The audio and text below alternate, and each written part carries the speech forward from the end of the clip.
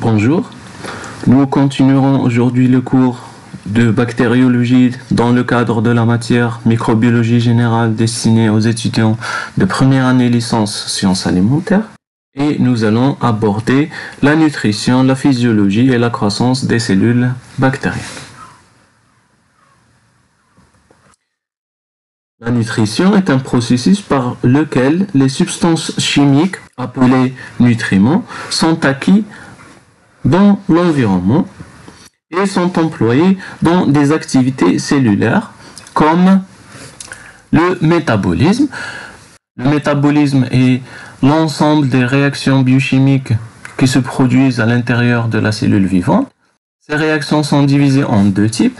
D'abord, les réactions qui vont dégrader ces nutriments ont des éléments beaucoup plus simples, beaucoup plus basiques, et en même temps, cela va permettre de produire de l'énergie, souvent stockée sous forme d'ATP. L'ensemble de ces réactions de dégradation sont appelées catabolisme. Ensuite, les substrats et l'énergie obtenue grâce à ces réactions cataboliques sont utilisés en les assemblant en de grandes molécules qu'on appelle les macromolécules. Ces macromolécules vont être utilisées pour la fabrication des différentes structures cellulaires. Donc, l'ensemble des réactions de construction sont appelées l'anabolisme. Et toutes les réactions qui rentrent en jeu dans ces réactions sont appelées les métabolites. Ces nutriments vont également être utilisés afin de produire de nouvelles cellules par multiplication cellulaire ou bien par croissance. Les bactéries, comme tout autre organisme, ont besoin de sources de ces éléments et les différences entre les organismes vivants concernent la principale source d'un élément en particulier, sa forme chimique assimilée et les besoins quantitatifs en cet élément. Et la nutrition doit être satisfaite par deux types de substances nutritives. Ces substances vont être assimilées par la bactérie depuis son environnement sous une forme naturelle, c'est-à-dire non transformée par les organismes vivants, ou bien synthétiques, c'est-à-dire des éléments qui ont été synthétisés ou bien transformés par des organismes vivants. Le premier type de nutriments sont appelés les substances élémentaires. Ce sont tous les matériaux constitutifs de la cellule. Les macromolécules carbonées comme les protéines, les lipides, les polysaccharides, les acides nucléiques et azotés, toujours comme les protéines et les acides nucléiques, les minéraux, mais également l'eau. Ces éléments sont utilisés en grande quantité, c'est pourquoi on les appelle les macronutriments. D'autres substances élémentaires peuvent être utilisées en quantité moindre ou à l'état de trace. Ce sont les micronutriments, bien appelés également oligonutriments. Ensuite, le deuxième type de substrats sont appelés les substances énergétiques. Elles permettent à la cellule de réaliser la synthèse de ses propres constituants. Donc, deux types d'éléments, des éléments nécessaires à l'assemblage anabolique et des substances nécessaires à la production de l'énergie nécessaire pour réaliser les activités anaboliques. Pour les macronutriments, le carbone est un élément indispensable à toutes les cellules. En effet, la source de carbone chez la plupart des bactéries est d'origine organique. Par exemple, les acides aminés, les acides gras, les acides organiques, les sucres, les composés aromatiques, etc. Ils sont assimilés par les bactéries pour synthétiser leurs composants cellulaires. Toutefois, quelques bactéries sont capables de construire toutes leurs structures cellulaires à partir de CO2. Et l'énergie nécessaire à ce processus provient de la lumière ou bien de composés inorganiques. L'azote également est un élément présent dans les protéines, dans les acides nucléiques et plusieurs autres constituants cellulaires. L'azote assimilable par les bactéries est sous forme inorganique, notamment l'ammoniac, le nitrate, le nitrite, etc. ou sous forme organique, comme les groupements aminés des composés organiques de type radical NH2, ou bien sous une forme plus élémentaire. En effet, certaines bactéries utilisent l'azote gazeux, bien atmosphérique, comme unique source d'azote. Le phosphore fait partie des phospholipides cellulaires, mais également rentre dans la structure des acides nucléiques et de nombreuses coenzymes, ainsi que de l'ATP. Il est incorporé dans la cellule sous la forme de phosphate inorganique. Ensuite, pour le soufre, il est présent dans certains acides aminés comme la cystéine et la méthionine, et donc dans les protéines sous forme de groupement thiol ou bien HS-, mais également dans certaines vitamines comme les vitamines biotine et thiamine, ainsi que certaines coenzymes.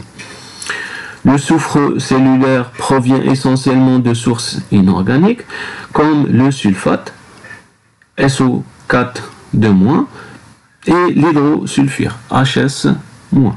Bien que les micronutriments soient nécessaires en très faible quantité, ils sont néanmoins indispensables au bon fonctionnement cellulaire, au maintien de l'équilibre physico-chimique du cytoplasme. Ils jouent généralement un rôle dans la catalyse en tant que composants de divers enzymes. Ils sont souvent des métaux et sont notamment le sodium, le potassium, le magnésium, le chlore, le fer, le calcium, le manganèse, le cuivre, etc. Ils peuvent faire partie d'une enzyme ou d'une coenzyme. Par exemple, ils rentrent dans la composition des cytochromes de la chaîne respiratoire, mais également le magnésium fait partie de la chlorophylle qui est le pigment responsable de la photosynthèse et ont donc un rôle important dans la biocatalyse. En plus des éléments de base, c'est-à-dire les micro- et macronutriments cités précédemment, certaines bactéries exigent pour leur développement la présence de substances organiques qu'elles sont incapables de synthétiser, qui sont appelées facteurs de croissance. En fonction de ces besoins, les bactéries sont classées en deux catégories. Les prototrophes qui ne nécessitent pas de facteurs de croissance et les auxotrophes qui les exigent pour leur croissance. Ces facteurs de croissance englobent trois catégories de substances: les acides aminés, les bases puriques et pyrimidiques, ou bien les bases azotées de manière générale, qui rentrent dans la structure des acides nucléiques, et enfin les vitamines. Ces facteurs de croissance agissent à des concentrations très petites et ont une action très spécifique. Selon la source de leurs substances élémentaires et énergétiques, les bactéries sont groupées sur le plan métabolique en type trophique. On parle de type trophique ou bien de type métabolique, selon leur type nutritionnel, leur source d'énergie et leur source de carbone. Selon le type d'énergie utilisé, les bactéries sont classées en deux catégories. D'abord, les phototrophes ou bien les photosynthétiques. Elles puisent leur énergie dans le rayonnement lumineux ou bien la lumière. Ensuite, les chimiotrophes ou bien les chimiosynthétiques, elles utilisent l'énergie ou bien l'oxydation de produits chimiques organiques ou bien minéraux. C'est-à-dire, ici, l'énergie est obtenue suite à la libération d'énergie résultant de l'oxydation, bien la dégradation de liaisons chimiques. Selon la source de carbone, les bactéries sont classées en deux catégories. D'abord, les auxotrophes, qui utilisent le CO2 comme seule source de carbone et utilisent des substrats minéraux comme donneurs d'électrons pour la réduction de la source de carbone en composés organiques.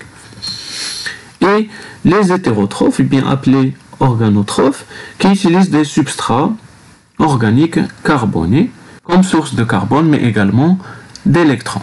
Si on fusionne ces deux classifications, on peut obtenir une nouvelle classification selon les sources d'énergie et de carbone, où quatre classes nutritionnelles au type trophique différents sont obtenues.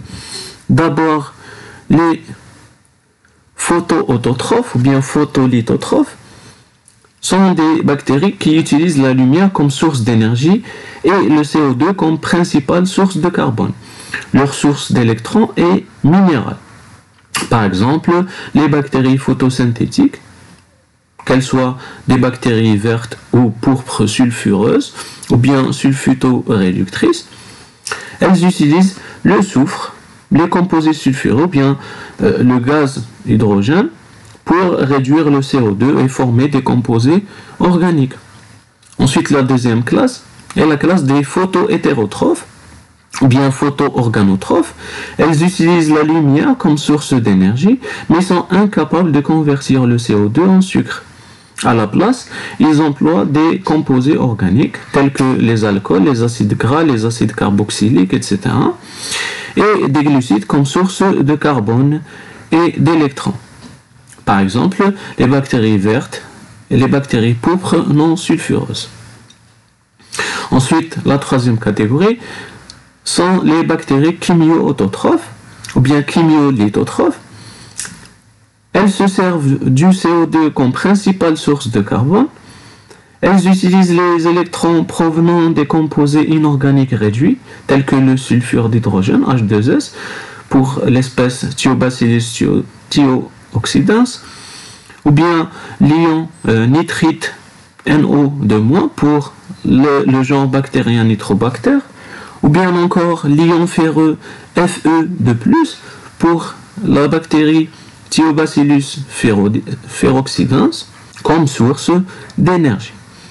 Ensuite, les chimiohétérotrophes sont la dernière classe, la plus importante de par le nombre de bactéries qui utilisent ce type trophique.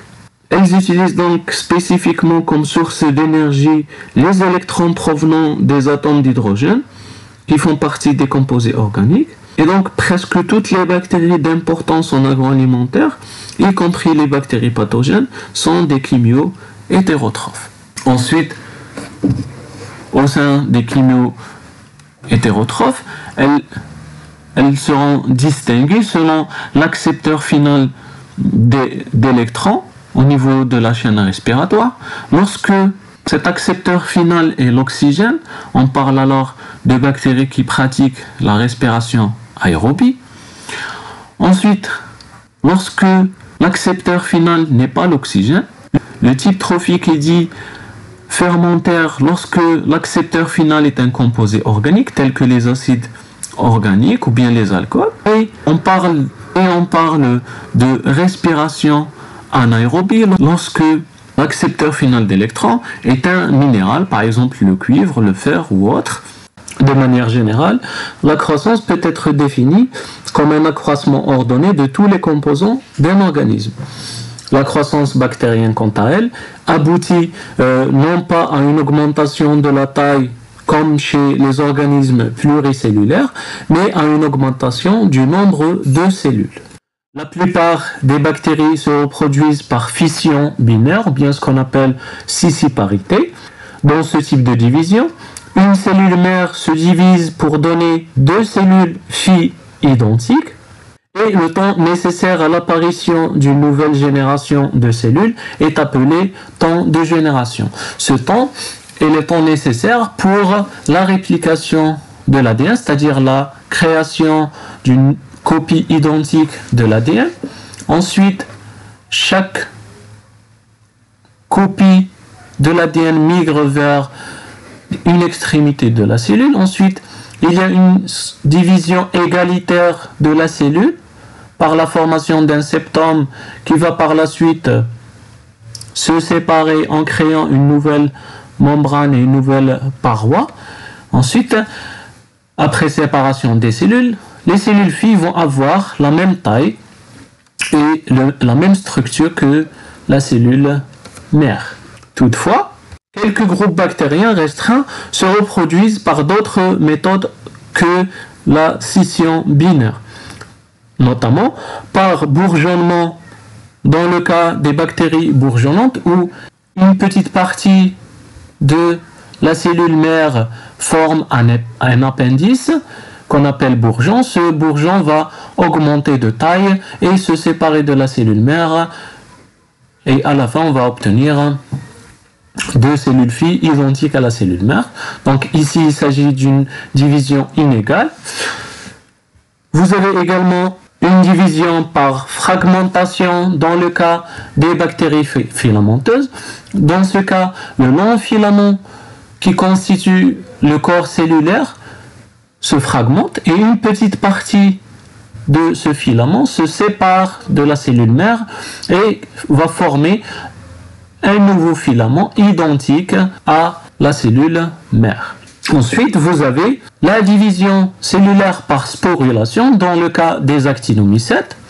Donc, dans ce cas, les actinomycètes produisent une forme de spore destinée à la reproduction. Donc, à un moment donné, ces bactéries qui sont filamenteuses et mycétales vont produire de petites formes cellulaires sphériques appelées spores. Chacune de ces spores va croître et redonner un nouveau mycète semblable à celui de l'organisme mère. L'activité des bactéries et donc leur croissance varie selon des facteurs physiques variés, notamment la température, le pH, la pression osmotique, la quantité de radiation, etc. Et également selon des facteurs chimiques, notamment la disponibilité des nutriments. Les facteurs physico-chimiques de l'environnement peuvent empêcher la croissance, inhiber la croissance, c'est-à-dire la ralentir, ou bien favoriser la croissance, c'est-à-dire l'accélérer. Si on regarde l'effet des facteurs physiques de croissance, en commençant par l'effet le plus important qui est l'effet de la température. La température influence grandement la division et le métabolisme cellulaire. En effet, chaque bactérie possède une température minimale de croissance, au-dessous de laquelle il n'y a pas de croissance, c'est-à-dire que, comme par exemple ici, si on comptabilise le nombre des cellules qui apparaissent après division cellulaire, ce nombre sera égal à 0 en dessous d'une température qu'on va appeler température minimale. Ensuite, à partir de cette température et au-delà, la division cellulaire va commencer à augmenter et le nombre de cellules va commencer à augmenter jusqu'à atteindre une température maximale qu'on appelle température optimale de croissance. Ensuite, il existe une température maximale au-dessus de laquelle la croissance n'est pas possible. Ces trois températures, minimale, optimale et maximale, sont appelées les températures cardinales et sont caractéristiques de chaque groupe bactérien. En général, la température optimale est plus proche de la température maximale que celle minimale. Selon la température optimale de croissance, on distingue généralement trois catégories de bactéries. Cette classification n'a pas de limite stricte. En effet, il peut exister des chevauchements entre les groupes. Le premier groupe de bactéries est appelé psychrophiles et il regroupe les bactéries qui peuvent se développer à une température de 0 degré Celsius. On distingue à l'intérieur de ce groupe deux sous-groupes. D'abord, les psychrophiles stricts. Ils peuvent se développer à des températures entre moins 10 degrés Celsius et 20 degrés Celsius, mais leur température optimale de croissance se situe dans l'intervalle entre 10 et 15 degrés Celsius. Ensuite, le deuxième groupe est appelé les psychotrophes. Ces bactéries peuvent se développer à des températures variant de 0 à 35 degrés Celsius et leur température optimale de croissance est comprise entre 20 et 30 degrés Celsius. Ensuite, le deuxième groupe de bactéries est appelé mésophiles. Ces bactéries peuvent se développer à des températures ambiantes, c'est-à-dire à des températures dans lesquelles on trouve la plupart des formes de vie macroscopiques telles que les animaux et les plantes. Ces bactéries mésophiles peuvent se développer à des températures variant de 10 à 45 degrés Celsius. Elles regroupent la majorité des bactéries, notamment les bactéries pathogènes et les bactéries intéressant l'industrie agroalimentaire. Elles se sont adaptées à la vie dans le corps animal et ont de ce fait des températures optimales proches de celles de leur hôte. Enfin, le dernier groupe est constitué par les bactéries thermophiles. Ce sont des bactéries capables de se développer à des températures élevées et sont incapables de se développer à des températures inférieures à 45 degrés Celsius. Ce groupe inclut également un groupe particulier appelé hyperthermophiles. Ce sont des bactéries qui peuvent se développer jusqu'à des températures pouvant dépasser 100 degrés Celsius. À noter qu'on appelle thermotolérants toutes les bactéries et tous les organismes mésophiles capables de se développer à des températures supérieures à 45 degrés Celsius, mais dont la température optimale de croissance se situe dans un intervalle mésophile, c'est-à-dire entre 20 et 45 degrés Celsius. Concernant maintenant l'effet du pH, l'action du pH, ou bien potentiel en hydrogène, se situe à 3 niveaux. Au niveau du milieu, au niveau de la perméabilité membranaire et au niveau de l'activité métabolique. En effet, la disponibilité de certains nutriments, notamment les ions métalliques, peut être modifiée par l'équilibre ionique entre l'intérieur et l'extérieur cellulaire. La synthèse de l'ATP également dépend étroitement des pompes ioniques H+, qui se trouvent au niveau de la membrane, et l'activité enzymatique est très sensible aux variations de pH. Ainsi, une enzyme peut être active à un certain pH et peut être inhibée à d'autres valeurs de pH. Les enzymes sont des protéines qui ont le rôle de catalyser toutes les réactions biochimiques qui se passent à l'intérieur d'une cellule vivante. Les bactéries se multiplient en grande majorité dans un pH neutre, entre 6,5 et 7,5. On les appelle les neutrophiles. Ces limites peuvent être plus larges. Ainsi, d'autres bactéries ont des préférences pour des pH basiques ou acides. Pour les bactéries préférant des pH basiques, on les appelle alcaliphiles ou bien basophiles, tandis que les bactéries qui préfèrent des pH acides pour leur croissance sont appelées les acidophiles. Concernant l'effet des gaz atmosphériques sur la croissance, c'est surtout vis-à-vis de l'oxygène que les exigences gazeuses des bactéries sont précises. Ainsi, certaines bactéries ont absolument besoin d'oxygène. Donc, si on les cultive dans un tube à essai avec du millier de culture, comme ça, en profondeur, on va se retrouver avec deux zones. Une première zone qui est proche de la surface, qui va contenir une grande quantité d'oxygène. On va appeler cette zone oxique. Et plus on se dirige vers la profondeur du tube, moins il y a d'oxygène. Donc, dans cette zone jaune, on va se retrouver avec un milieu qui contient de très faibles quantités d'oxygène, voire pas du tout d'oxygène. Donc, pour le premier groupe de bactéries, elles vont uniquement croître dans des zones où il y a de l'oxygène. Donc, on parle de bactéries aérobies strictes. D'autres groupes bactériens ne peuvent se développer cette fois-ci qu'en absence d'oxygène, c'est-à-dire en zone anoxique. On parle alors de bactéries anaérobies strictes. Dans un troisième cas, certaines bactéries sont aérobies facultatives, c'est-à-dire qu'elles n'ont pas de préférence et peuvent se développer et croître dans les zones oxiques et anoxiques.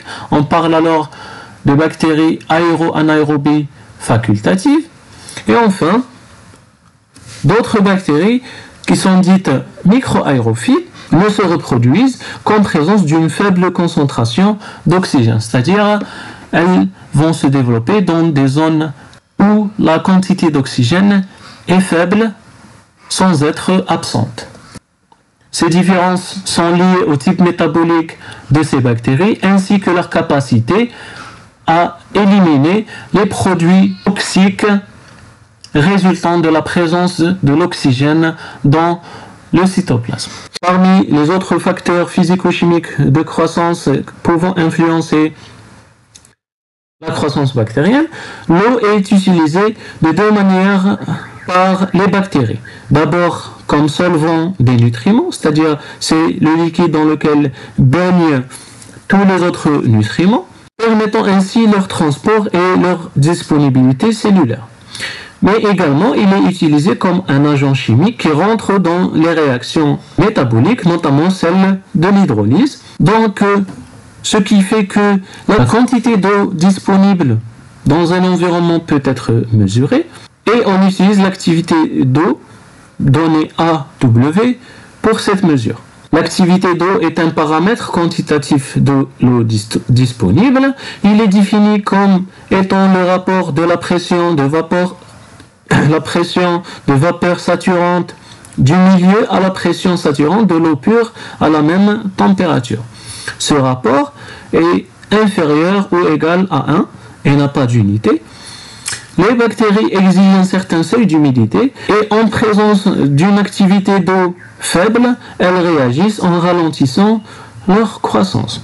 Dans le cas général, les bactéries nécessitent une activité d'eau supérieure ou égale à 0,95. Ensuite, la concentration en molécules de solidité du milieu environnant la bactérie est un facteur de croissance essentiel. Ainsi, le cytoplasme bactérien est très riche en molécules de toutes sortes et par conséquent, la pression osmotique est généralement plus élevée que dans les milieux où vivent les bactéries. L'intervalle de salinité compris entre 0 et 3% est celui dans lequel la grande majorité des bactéries peuvent croître. C'est une salinité qui va entre celle de l'eau douce et celle de l'eau de mer. D'autres facteurs physiques, comme la pression mécanique et les rayonnements, peuvent influencer la croissance et le développement bactérien. Afin de quantifier la croissance bactérienne, on détermine soit le nombre de cellules, noté X, ou bien parfois N, ou bien on peut déterminer leur masse cellulaire, on parle alors de biomasse. On peut également mesurer cette croissance bactérienne indirectement en mesurant la concentration des métabolites de ces cellules dans le milieu. Par exemple, la concentration des substrats ou bien des nutriments présents dans le milieu, ou bien la concentration des produits métaboliques dans le milieu, ou bien la concentration de certains constituants cellulaires dans le milieu. Cette mesure permet de mesurer indirectement l'activité cellulaire et donc la quantité de croissance cellulaire. Le suivi de la variation de la quantité de biomasse ou bien de cellules en fonction du temps permet de tracer une courbe X en fonction du temps. Cette courbe est appelée courbe de croissance.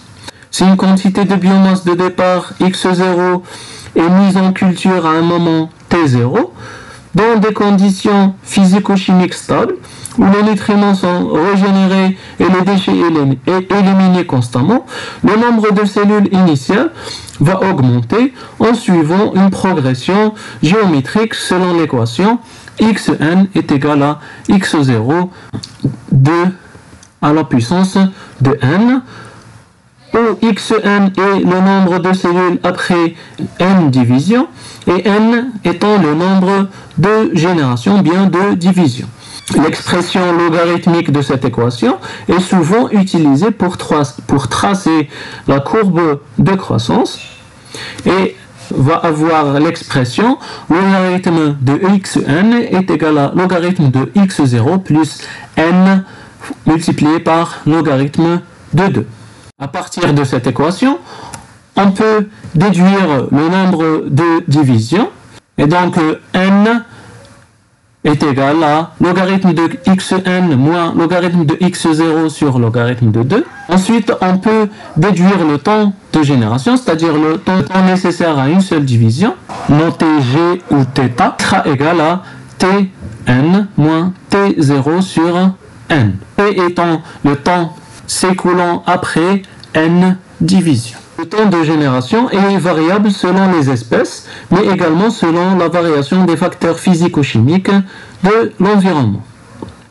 La vitesse spécifique de croissance notée mu est égale à logarithme de xn sur x0, le tout sur le temps t, c'est une vitesse de croissance rapportée à l'unité de biomasse et de volume.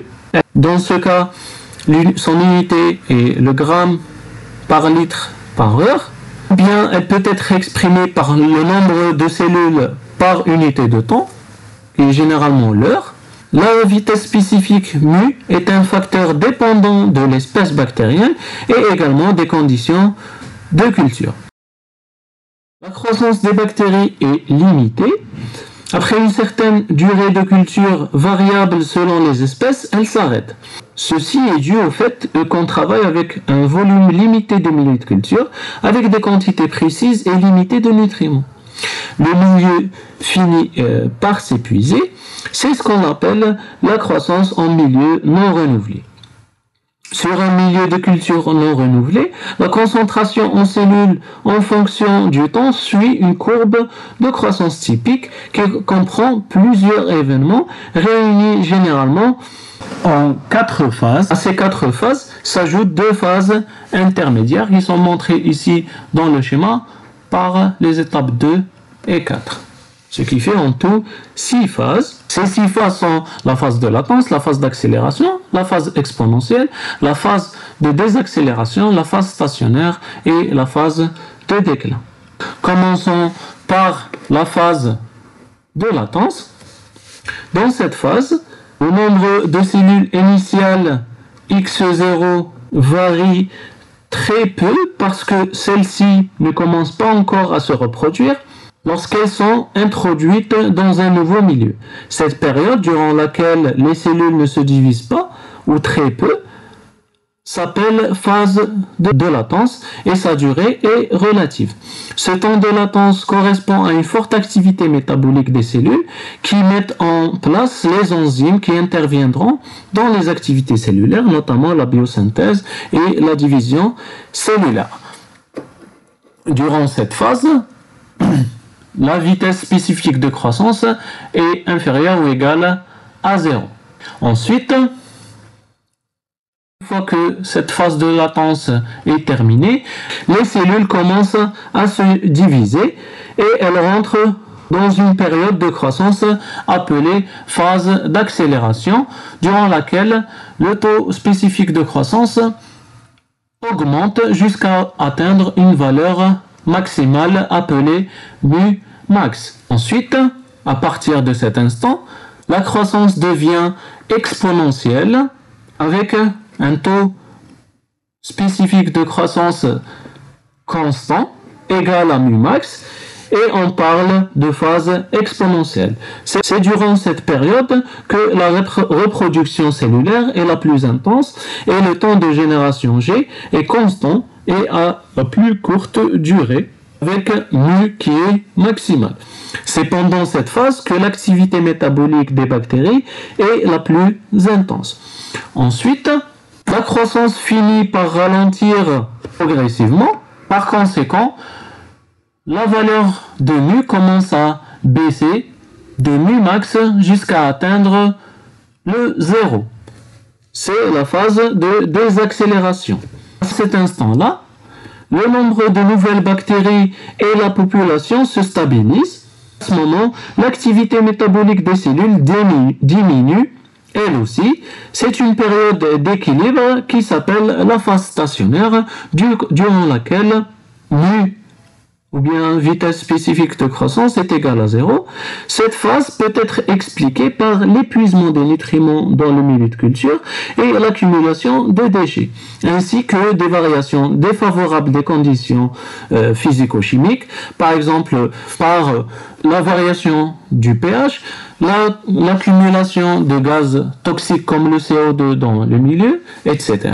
Au-delà de cette phase stationnaire, la croissance atteint un stade où le nombre de bactéries qui meurent dépasse le nombre de nouvelles bactéries. Dans ce cas, la population entre alors dans une phase de déclin ou phase de décroissance. Cette phase se poursuit jusqu'à ce que le nombre des cellules diminue ou bien baisse fortement jusqu'à ce que toutes les cellules meurent. Dans ce cas, le taux de croissance spécifique est inférieur à 0. Le temps que durent ces 6 phases varie selon les espèces bactériennes. Ainsi, chez certaines espèces, elles peuvent se dérouler en quelques heures, voire quelques jours, tandis que pour d'autres espèces, elles peuvent survenir sur des périodes encore plus longues. Notez que dans un milieu synthétique, contenant un mélange de 2 substrats carbonés, on peut observer une courbe anormale qui est diphasique, comme si 2 croissances se succédaient. Ce phénomène est appelé dioxie. Dans ce cas, on constate une première courbe de croissance qui correspond à l'utilisation du premier substrat. Donc, elle commence comme pour une courbe de croissance sur milieu non renouvelé à un seul substrat par d'abord une phase de latence, ensuite une phase d'accélération, ensuite une phase exponentielle. Et lorsque le substrat numéro 1 commence à s'épuiser, elle rentre dans une phase de latence. Cette phase de latence correspond à l'adaptation de la bactérie au deuxième substrat, c'est-à-dire elle va produire les enzymes nécessaires pour utiliser le deuxième substrat.